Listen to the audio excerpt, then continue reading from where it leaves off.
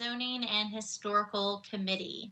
I'm going to begin, and as usual, I'm going to by way of making a motion for our electronic meeting, and then we will get started on our consent agenda, which I have just a few tweaks to.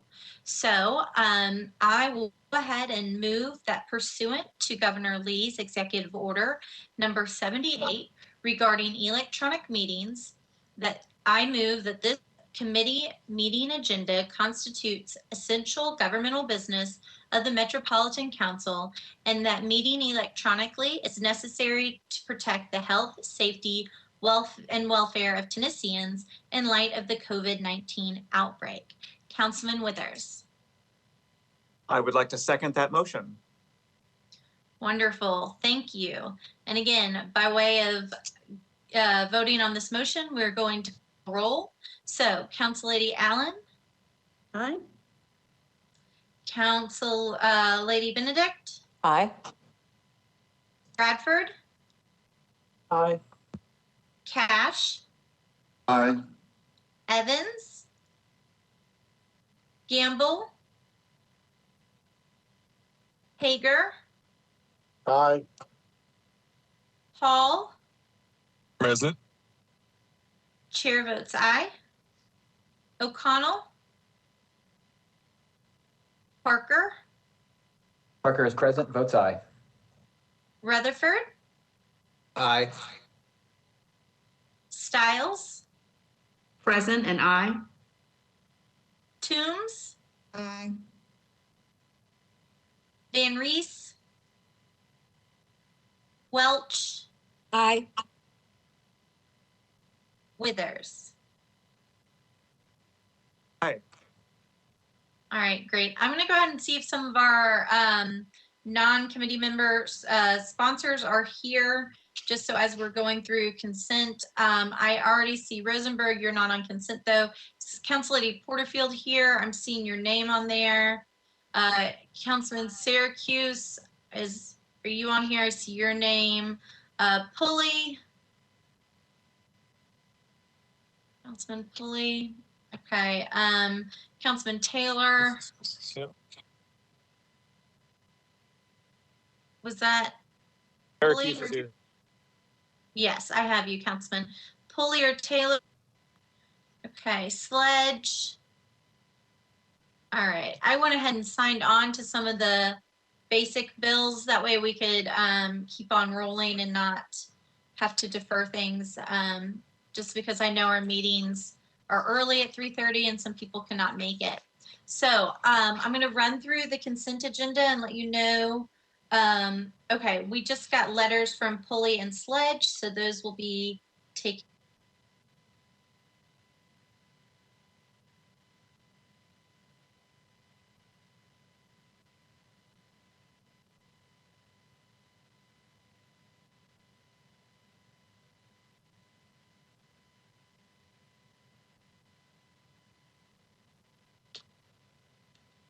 Did y'all lose me or did I lose y'all?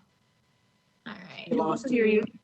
I'm going to have to build my own 5G or something on top of my roof. I am so sorry about that. All right, so here's the current consent agenda. Item number 4, BL 2021-686 by Porterfield.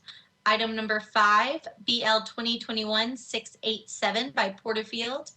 Item number 6, BL 2021-690 by Rutherford. Item number 7, BL 2021-691 by Welch. Item number 8, BL 2021-695 by Parker. Item number 9, BL 2021-666 by O'Connell.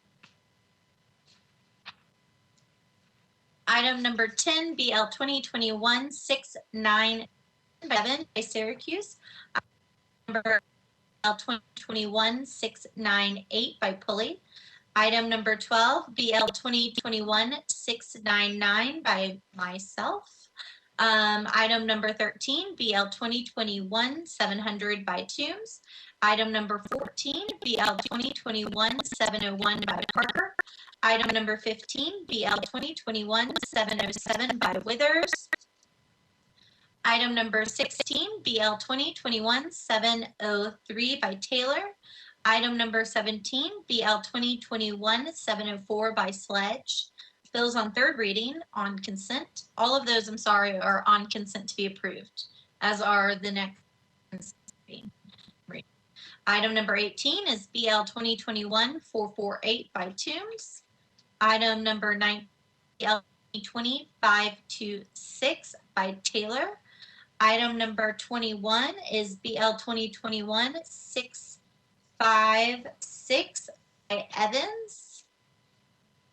Taking us to item number 22 on your agenda, BL 2021-667. Item number 23 is BL 2021-669 by Toombs. Item number 24, BL 2021-670 by Porterfield is bumped from the consent agenda. Item number 25, BL 2021-671 by Toombs is on consent. Item number 26, BL 2021-672 by Welch. Item number 27 is BL 2021-673 by Toombs for substitute, and the bill as substituted is on consent. And then finally, bringing us to item number 28, BL 2021-674 by Council Lady Toombs. This has turned out to be the Toombs agenda, it appears today. Those are our consent agenda items. Is there anything that needs to come off of that? Council Lady Allen.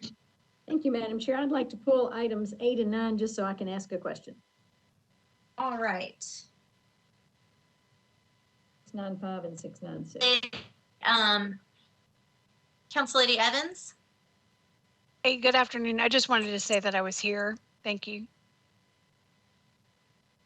I am marking you present, and I had signed onto your bills so they could stay on consent, no problems. So, having gone through that, I am going to read our captions so we can get moving on everything else. So unless otherwise noted, everything on the consent agenda is on consent to be approved. So item 4, 2021-686 by Porterfield and others, abandons existing public water mains and a portion of a certain public utility easement for properties located at 2128 Murfreesboro Pike.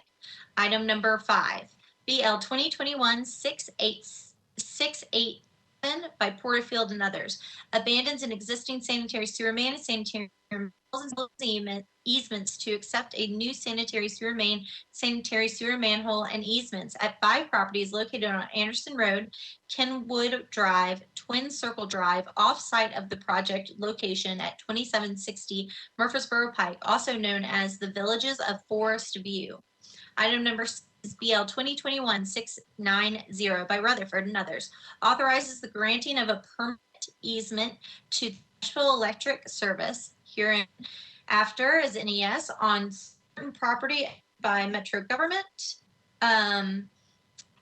so on and so forth. That's on consent to be approved. Item number 2021-691 by Welch and others, authorizes the acquisition of certain right-of-way easements, drainage easements, temporary construction easements, and property rights by negotiation or condonation for use in public projects of the Metropolitan Department of Public Works for implementation of complete streets, SR 1, US 41, Murfreesboro Pike, from I-24 ramp to Foothill Road, and the conveyance of said easements to the state of Tennessee. Taking us to item number 10, which is BL 2021-697 by Syracuse and others, and it authorizes the Metropolitan Government of Nashville and Davidson County to abandon existing water mains and fire hydrants and easements, and to accept new water mains and fire hydrants assemblies and easements to at 1634 and 1636 Lebanon Pike, also known as the Apartments Concepts. Item number 11 is BL 2021.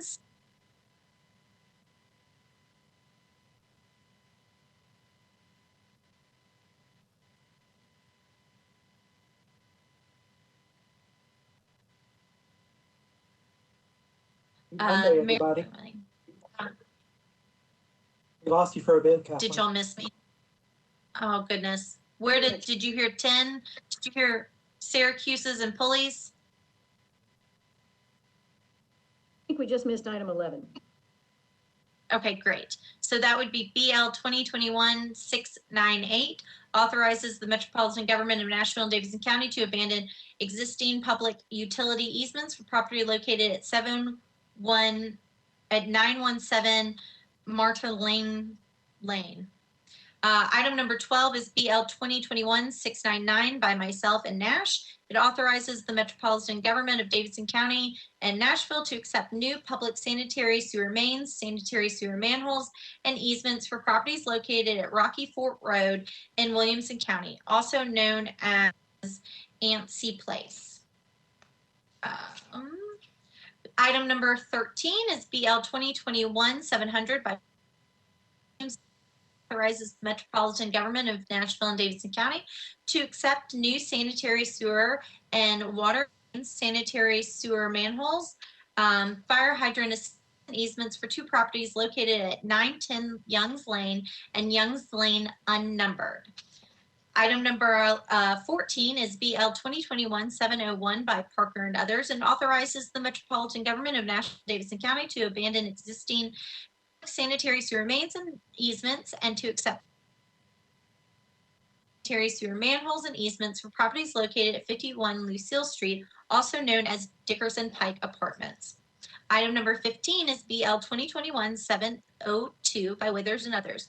It authorizes the Metropolitan Government of Nashville and Davidson County to abandon existing public sanitary sewer mains, sanitary sewer manholes and easements, and to accept new sanitary sewer and water mains, sanitary sewer manholes, fire hydrant assemblies and easements for properties located at 208 Eastland Avenue and Skyview Drive unnumbered, also known as 2208 Eastland Avenue SP Development.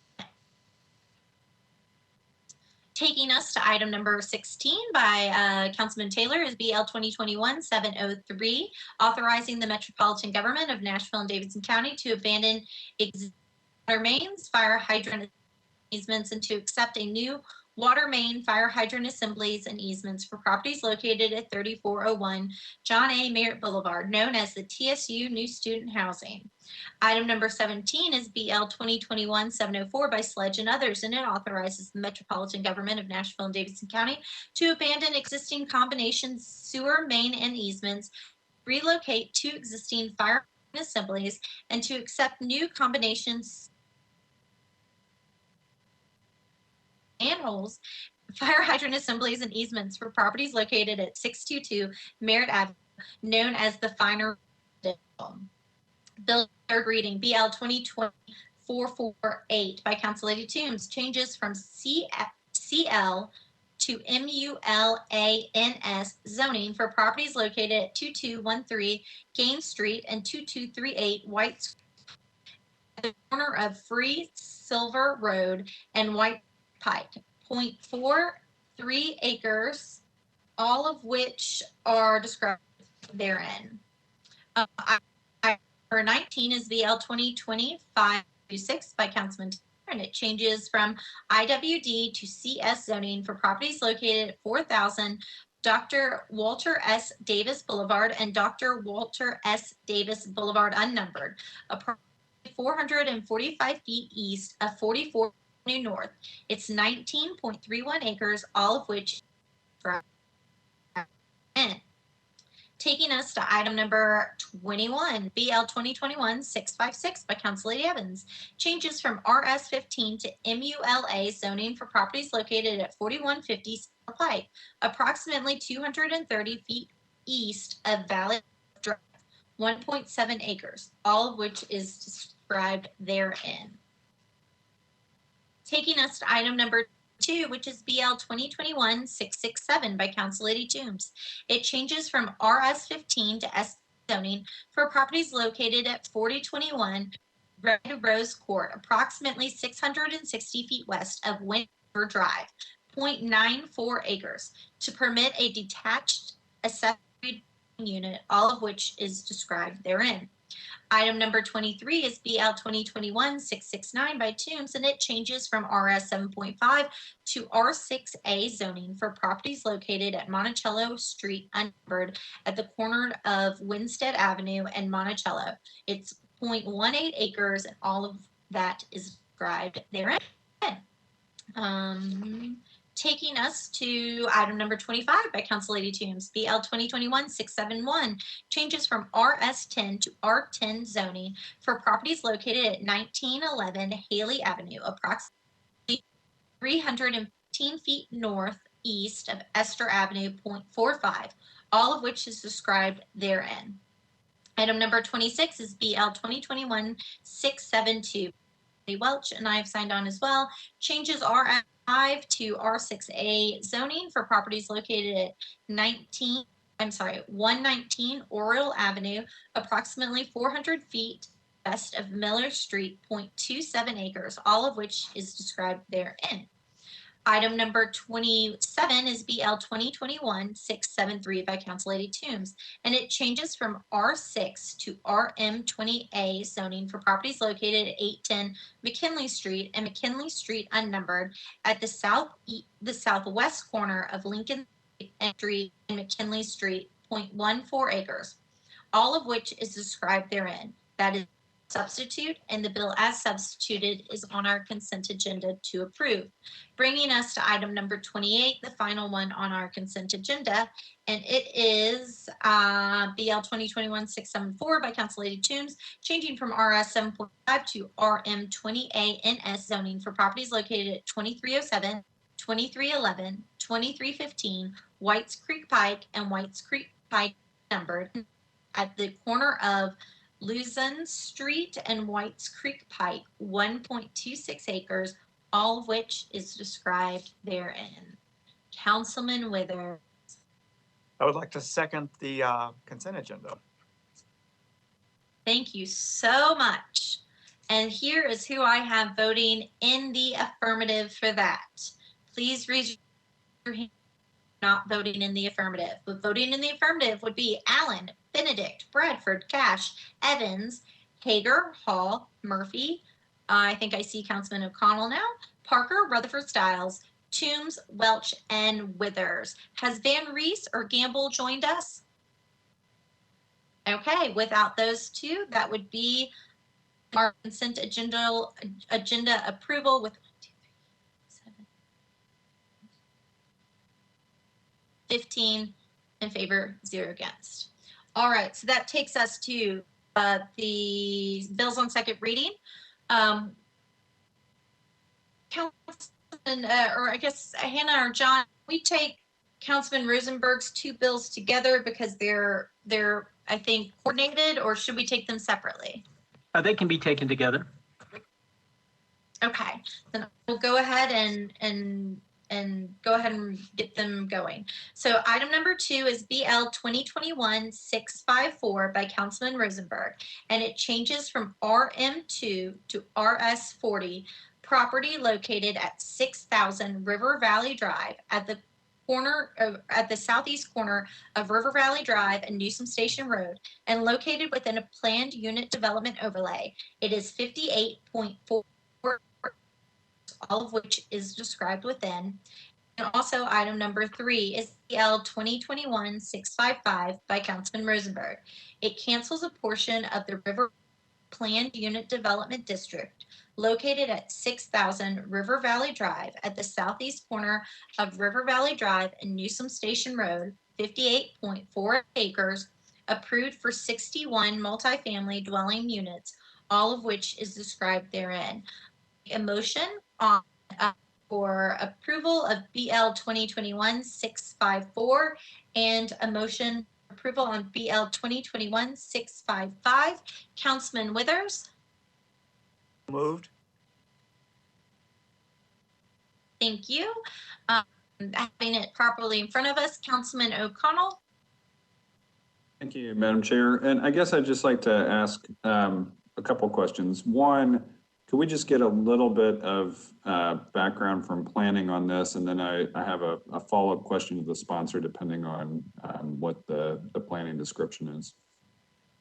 Sure, let's go to planning. And then we'll go back to Councilman O'Connell, and then Councilman Rosenberg will let you have the floor if that works for everyone. So I think, do we have Lisa to give us, since we don't have slides in our virtual setting, Lisa, could you give us a narrative? Sure. Hi, this is Lisa with Metro Planning. There are two separate and distinct applications. One application is to rezone the property from RM2 to RS40, and then another is to cancel the PUD that exists on the property. Just as a bit of background and history, the Planning Commission considered earlier this year a request for a periodic review for a portion of the Riverwalk PUD, covering roughly the same area. It included just a little bit extra that is primarily open space. A periodic review is a review that's done to determine if the PUD is active or inactive, and then to make recommendations based on that review. The Planning Commission did find that the PUD was active based on activity that had taken place on the site, actual construction activity, including installation of sewer, stormwater, and some grading on the site. And so the Planning Commission did find the PUD to be active. As such, the periodic review ended at that point that they found it to be active. Subsequently, the applications were filed for rezoning and PUD cancellation. The Planning Commission did recommend disapproval of both the rezoning and the PUD cancellation for several reasons. One was the consideration of the fact that the PUD had been found active in January. But secondly, looking at the overall PUD, this portion of the PUD that's requested to be canceled was approved for 61 townhomes, and that the original approval of the PUD. And so those townhomes have been included on this portion of the PUD since the PUD was approved and considered by council. Going back to 2000, and then it was amended in 2003. The zoning of the property is RM2, which is a multifamily residential 2 units per acre. The density of an RM2 zoning is generally consistent with the zoning that is found in the remainder of the PUD. So in other words, the density permitted per acre is generally consistent with the remainder of the PUD. The thing that the RM district does that maybe a single family does not is it allows for the units to be located in such a way that they can be clustered onto the portion of the property that is outside of steep slopes. And so it is a common tool to use a lower intensity multifamily district on properties that may have environmental constraints so that you can cluster the units onto those portions of the property that are more appropriate for development. There was also a concern that if it was rezoned and developed under straight zoning for single family, that there could actually be more disturbance to the property than as approved under the PUD. So I think that's probably a good summary, and I'll leave it there. Thank you, Lisa. Councilman O'Connell. Thank you, Madam Chair. I saw Councilmember Rosenberg actually had his hand up almost simultaneous to mine, so I'll be happy to defer to him before I follow up. Excellent. Councilman Rosenberg, you have the floor. Thank you, Madam Chair. First, I would the analysis of the proposal fails to take into account real world site considerations. Nobody is going to be developing homes on those steep slopes. It's just not possible. So there would be no larger area disturbed. I would also note that, or posit that the Planning Commission answered the wrong question with its recommendation. It said that because it met the statutory definition of an active PUD, that Therefore, they had to not cancel it. And they also answered the question about whether the current zoning could be found appropriate rather than whether the proposed zoning would be appropriate, which it is. Just to also note, this is the same zoning bill that was proposed back in 2010 and was actually pending when this property owner bought the property. All that said, I'd like to ask for a 1 meeting deferral. This is not, we're not ready to move any further on it right now. So that would be my request. Councilman, would that be for both of them? I'm assuming. Yes, please, Madam Chair.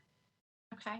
Well, what I'm going to go ahead and do at this time is I'm going to withdraw my motion to approve BL 2021-654 and BL 2021-655. Councilman Withers, will you agree to rescind those motions, your seconds?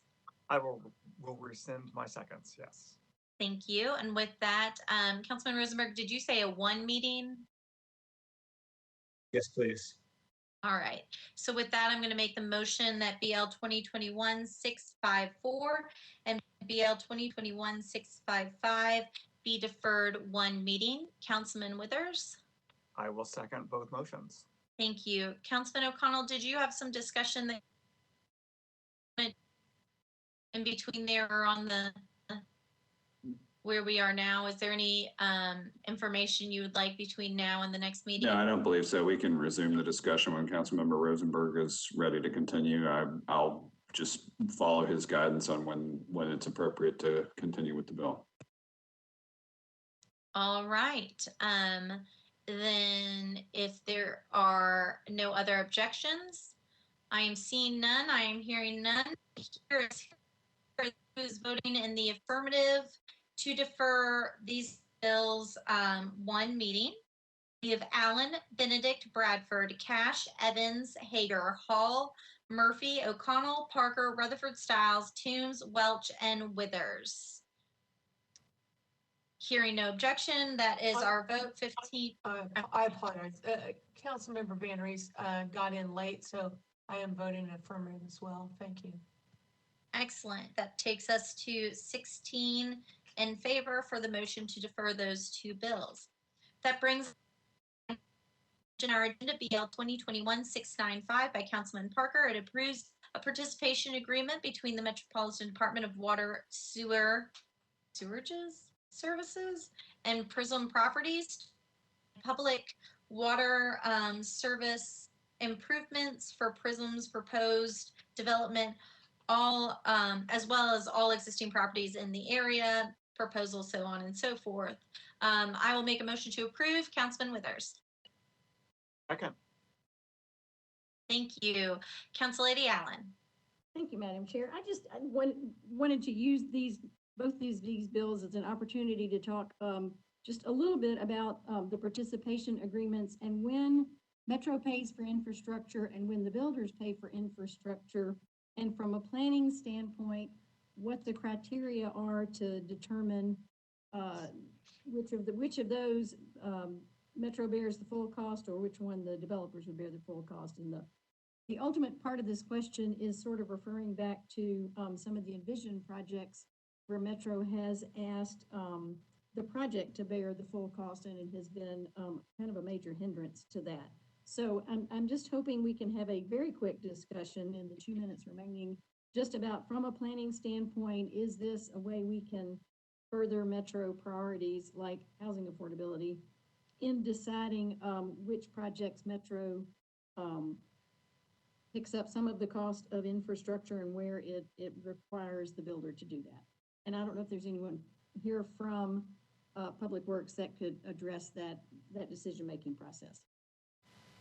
So, Council Lady Allen, I think that's a very worthy conversation, and I'm thinking that it might be Metro Water Services that would be more appropriate to answer that. But seeing as they wear multiple hats, Mr. Snyder, would you like to take a I make a witty pun there. I didn't make it. So, Mr. Snyder, can you address Council Lady Allen's concerns for us? Yes, I can, Council Member. Can you hear me okay? Yes, sir. You have the floor. Okay, excellent. So Councilmember Allen, first of all, from a water perspective, we look at, is that particular line in that road on our radar for something that needs to be repaired in the near future? And so if it is something that needs to be repaired in the near future, then if a development comes in and is going to be required to upgrade that line, say, for example, in front of their property, then there's I mean, it makes sense to go ahead and complete maybe that leg of it to tie into the existing system so that the other, our other ratepayers will benefit from it. So number one, it needs to be on our radar for something that we're planning to do. And then if that timeframe gets accelerated because there's a development, then we will take an advantage of going ahead and repairing the rest of that line so that it benefits the other folks along on that road and within the system as well. So but that's kind of in short, kind of the criteria, if you will. Councilor Allen? Thank you. Yes, one more question to follow up on that then. And so then the way the cost is divided is they're picking up the portion adjacent to their property and Metro Water Services picks up the remaining part and we only tear the street up once and therefore it's good for everybody. Is that how the distribution is done financially? That is exactly right. Now, what we do when they propose their bids, we will check to make sure those prices are reasonable.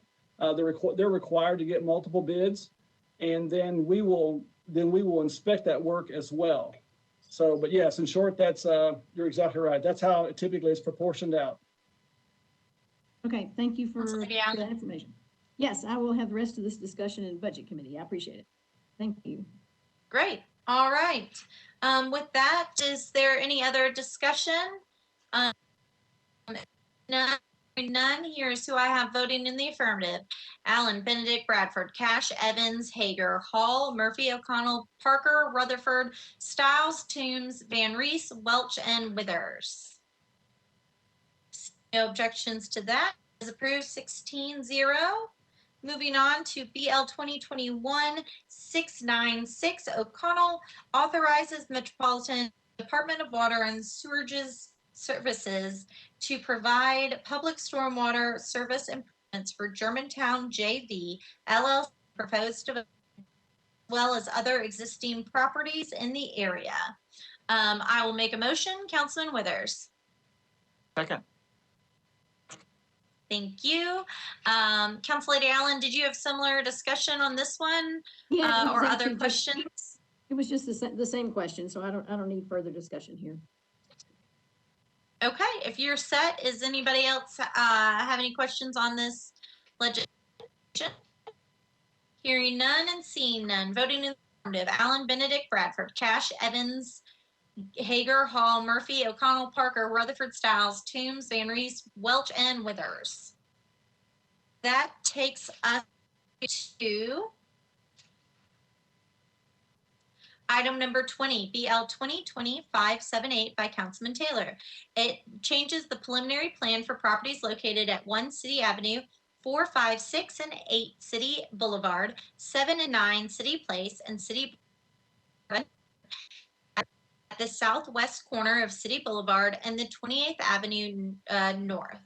Zoned SP, it's 18.93 acres to increase maximum allowed residential units from 600 to 850 multi-family residential units, all of which is designed or described therein. I make a motion to approve. Councilman Withers. Second. Thank you. Councilor Allen, do you have a question on this one? Yes, ma'am, I do. Just a very quick question about school capacity. Has the study been done to determine how many more students this would generate and if there's capacity in the zoned schools? I actually do not have my other packet with me. Lisa Milligan, Miss Milligan, could you answer that? Yes, I was having a little bit of internet difficulty. If Councilmember Allen could let me know which case that is, then I will have that information in just a second. It's BL 2020-578, which would have been 2011 SP 009008. It's the one city by Councilman Taylor.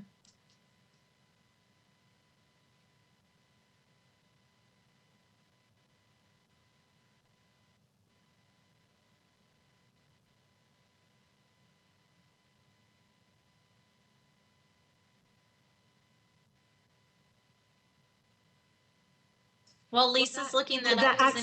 That actually isn't in the staff report, so I'll have to run those numbers separately. And so I don't know if you want to kick that one and come back to it, but it'll take me a few minutes to run those numbers. We do have one more bill, so we can just roll this down to the heel of the agenda. And Council member, Madam Chair. Yes, Councilman Taylor. It would be extremely helpful for me to go ahead and move this through, as I am walking into a meeting for my career job. So it would be helpful, but I do also have an amendment. So can we? I've signed on to the bill. If you need to go, I've signed on and can shepherd it through for you. Well, let's go. Can we go ahead and move the amendment?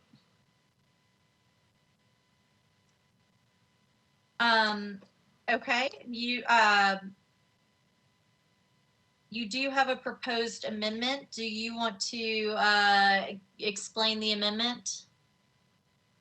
So the amendment will, thank you, Madam Chair. So the amendment will keep the existing road plat in the one city area and sidewalks. So there won't be any changes to the infrastructure there. And then it also will require the developer and contractors to utilize an off-site parking that's private and not in neighborhoods.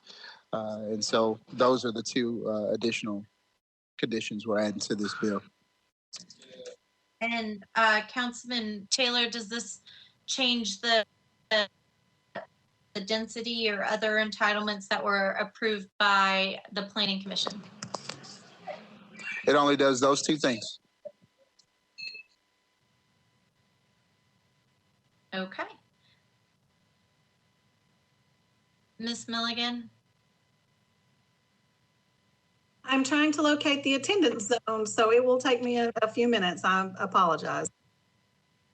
Madam Chair, this is Councilmember Allen, if I might. Sure, Council Lady Allen. I'm willing to get this information offline if no one else is waiting to hear it. I don't want to hold up Councilmember Taylor, but I just think this is something we always need to think about.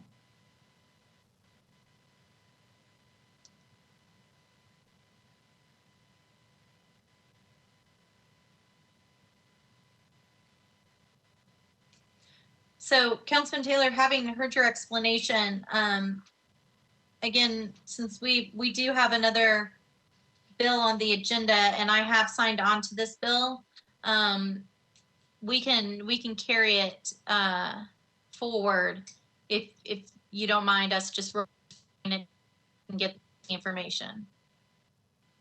Yeah, we can move it to the hill. I'll try to stay on, but also want to be a good steward of my time here and other folks. So thank you. Okay, so we're going to just roll that down one spot. It takes us to item number 2024, BL 2021-670 by Council Lady Porterfield. It changes from R10 to ON zoning for property located at 2649 Smith Springs Road, approximately 315 feet west of Bell Road. It is 0.17 acres, all of which is described therein. And I'm going to go ahead and move for approval. Councilman Withers? I would like to second. Thank you. And I'm going to go ahead and move the amendment or the substitute. Councilman Withers? A second. Thank you. Council Lady Porterfield, would you like to share any information with us before we vote on your substitute? I would. Thank you so much, Madam Chair. Can you hear me okay? I think my internet is spotty. I can hear you. Okay, great. Thank you so very much. And thank you for the opportunity to just explain the substitute. Initially, when I had spoken with some community neighbors, everyone was in support of the proposal. When we were on second reading at our last meeting, we did have one caller who had concerns because the ON zoning will allow for alternative financial services. So that could potentially bring some unwarranted uses for the property.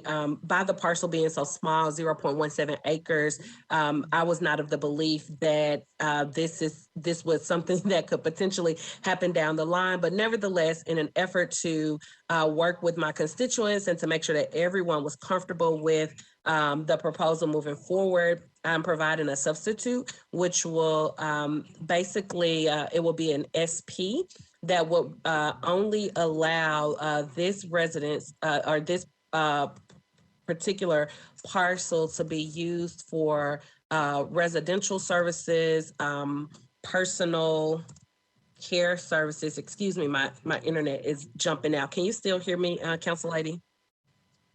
Yes, I think mine jumped, Yes, but okay. I can hear you now. Okay.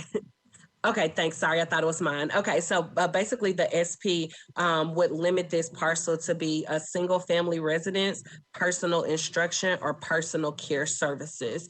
So this would take out any other uses so that the community would, again, just reinforcing that, you know, this is taking out any uses that the community may have concerns with. And with that, I would ask for the committee's support and approval. All right, that sounds like a great explanation. So we have the substitute properly before us. Is there any other discussion or questions on the substitute? All right, hearing none and seeing none, we will go for a vote on the substitute, which would be voting in the affirmative unless I hear otherwise, is going to be Allen Benedict Bradford, Cash Evans Hager, Hall Murphy O'Connell, Parker Rutherford Stiles, Toombs Van Rees, Welch, and Withers. All right, so Council Lady, your bill is amended. And so with that, we have it properly before us. And so we will vote on your bill as sub. I'm sorry, I misspoke there. So unless I see hands are here to voting in the affirmative on the bill as is Allen, Benedict, Bradford, Cash, Evans, Hager, Hall, Murphy, O'Connell, Parker, Rutherford, Stiles, Toombs, and Reese, Welch, and Withers. Thank you, Council Lady Porterfield. So that will take us back up to Councilman Taylor's legislation. And so, Ms. Milligan, were you able to confirm the school situation with this? Yes, hi, this is Lisa with planning. So the schools that would be attended are Park Avenue Elementary, McKissick Middle, and Pearl-Cone High School. The proposal would, based on current enrollment, assume to generate 54 additional students over what would currently be generated, but all of those schools are under capacity.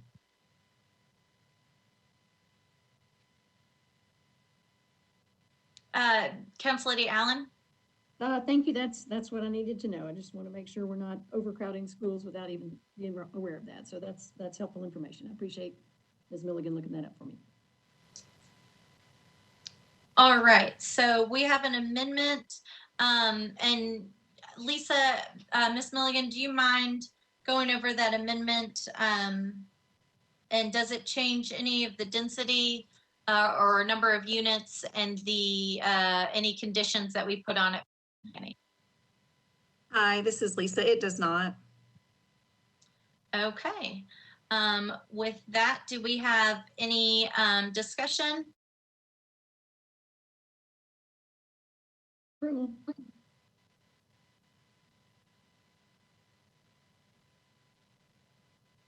Okay, hearing none and seeing none, I think Council made a motion on the amendment. Councilman Withers. Second. All right, so With that, we have the amendment before us. Councilman Taylor, can you confirm that the property owners are in support of this amendment? I believe they are. Okay. With that, we will go for a vote. And I would say this, council member. I am in support of this amendment as a council member.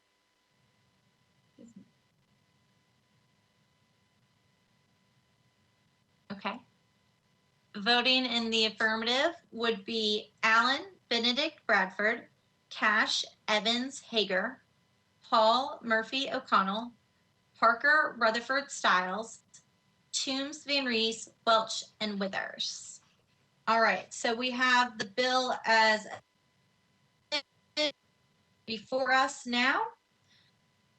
And so I think that takes us back to move for approval. Councilman Withers. Thank you. Any further discussion? All right, voting in Allen, Benedict Bradford, Cash, Evans, Hager, Paul, Murphy, O'Connell, Parker, Rutherford, Stiles, Toombs, Van Rees, Welch, and Withers. And I believe that takes us to the end of our agenda. Before I hand it over to Council Lady, I'm sorry, one quick thing. I believe in the next couple days, if we have not already, the planning department is going to give us some information in either the form of a letter forwarded from me or something like that, just to update us on the Second Avenue project and how that is going. And so I just wanted you all to be on the lookout for that, and then we can have a discussion if y'all have further questions and things about the process and procedure. I think that would be very, very good going into the rest of our agenda as we come back in person. So thank you all so much, and I will see y'all tomorrow night. And I'll watch the progress on Second Avenue every day. I was just down there today. They're taking all the brick off the AT&T building. It's going to be a long haul, no doubt. Glad you're watching it for us, Mr. Hager. All right, everybody, we're gonna get started with budget and finance. I'll start the 10-second countdown. 10, 9, 8,